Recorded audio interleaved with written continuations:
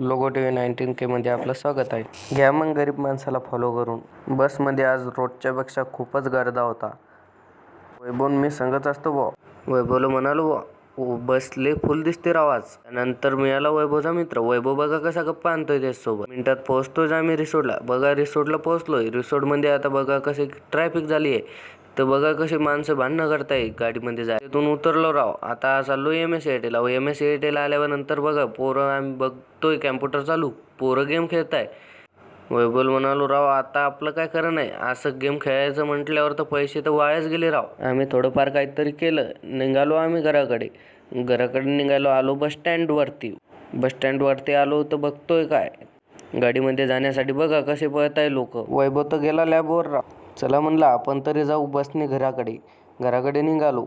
तितक्यात आली मॅडम म्हणते का रे पैसे नाही म्हटलं राव.